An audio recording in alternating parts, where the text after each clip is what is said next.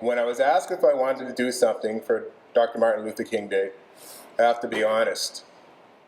I wasn't thrilled about the prospect. Not because Dr. Martin Luther King does not deserve to be honored.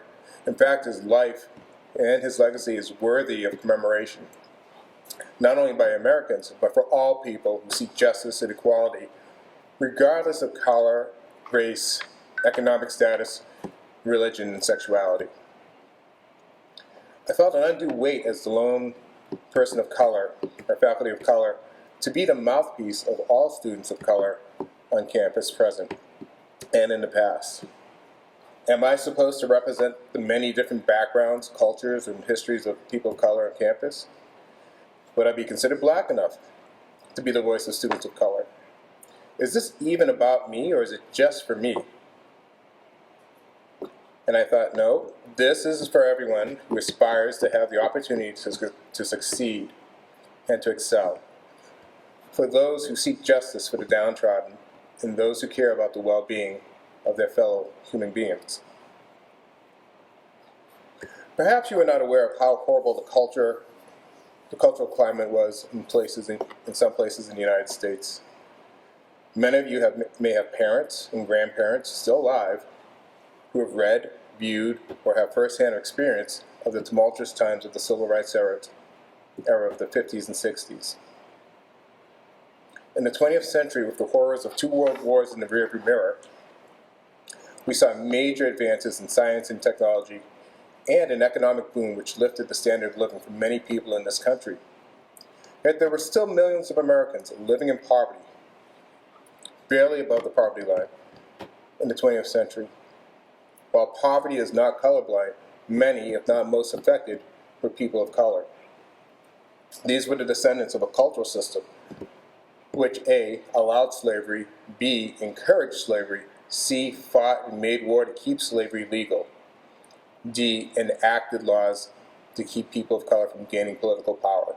Make no mistake, our country has a well-documented history of supporting slave trade by either fighting to keep it as part of their states' rights, compromising, or by complicitly looking the other way as it occurred. That is not to say that there were not many people who saw slavery as abhorrent and evil, but unfortunately those who stood to gain or lose the most from the institution of slavery often had access to the halls of power and influence. Although people of color were liberated Americans, they were not allowed the same liberties as some of their white counterparts. In fact, segregation was the law of the land in many places in the country. This was done to prevent people from gaining access to the halls of power and to enact change. People of color were often denied their basic rights to engage in policy and in decision-making that affected their own lives and livelihood. There was a strong resentment and fear of people of color having political and economic footing. It's not hyperbole when I tell you there was a codification of laws meant to retard the advancement of colored people.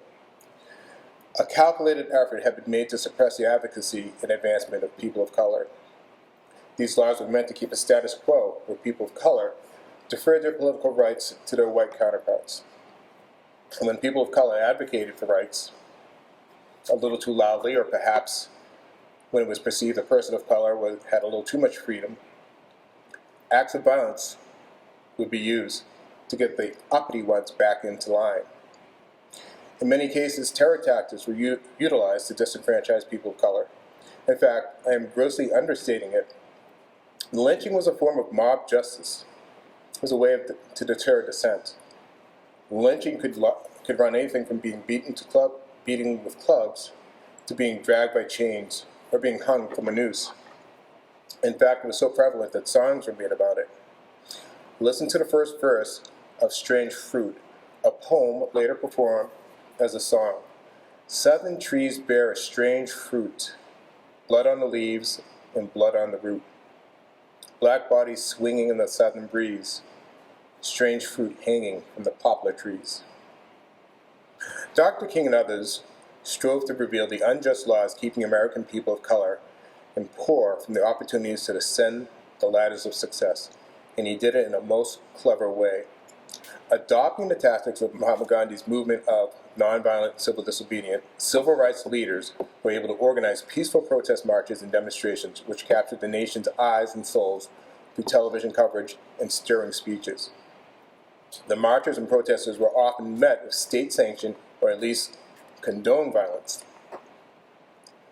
Newsfeeds would capture policemen in full riot gear using attack dogs to cower or terrorize protesters into submission. High-pressure fire hoses were unleashed to push the protesters back and to keep them from keeping their lines. Every threat and deterrent imaginable was used.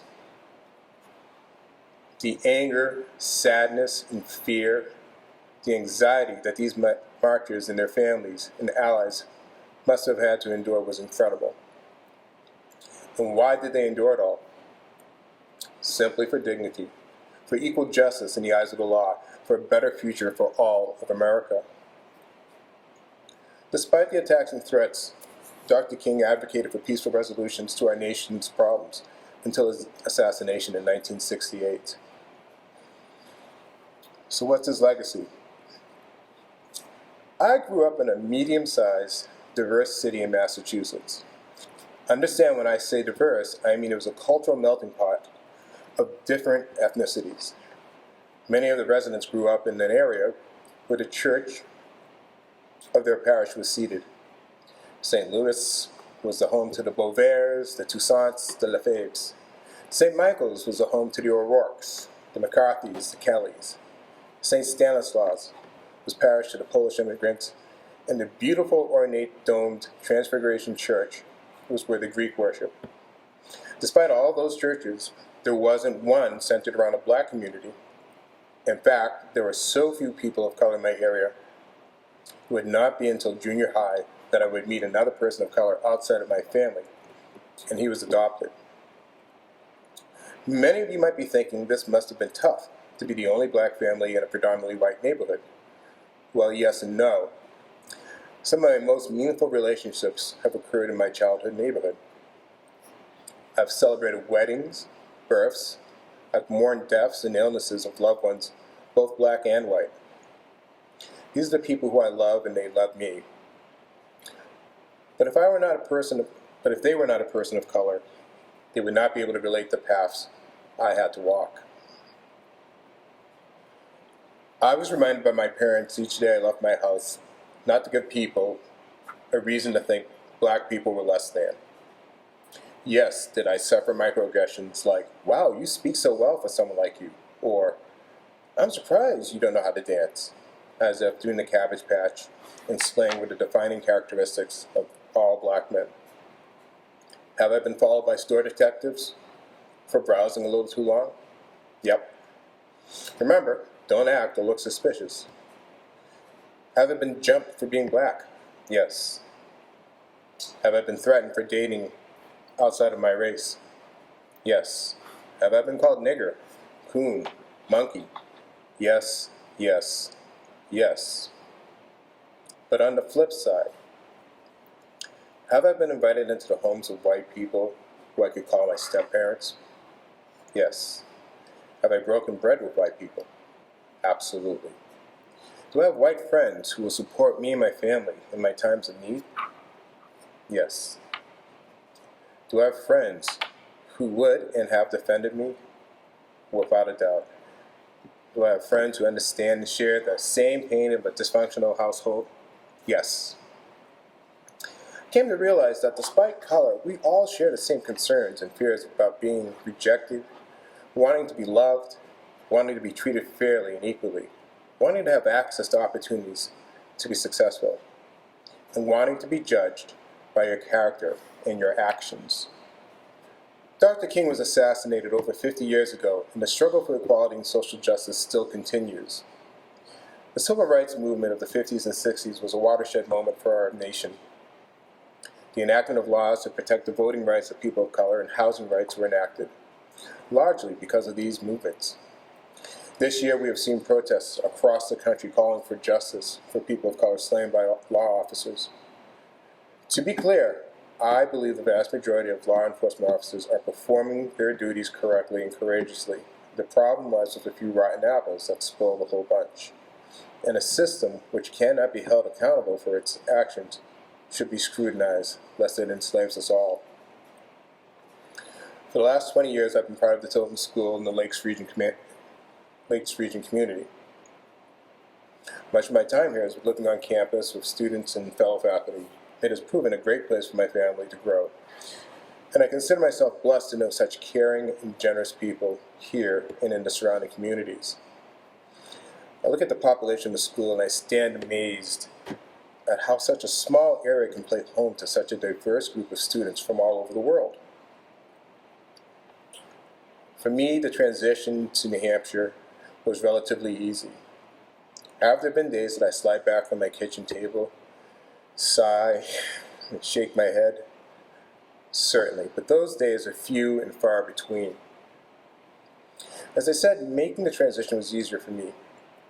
But what about the other students or people of color who may not have had the same opportunities to share, ideate, or express themselves as they would at home? What about other people of color who may have shared experience, who want to have fellowship? What about people who want to learn more about people of color and other groups? So how do we carry on the legacy of Dr. King?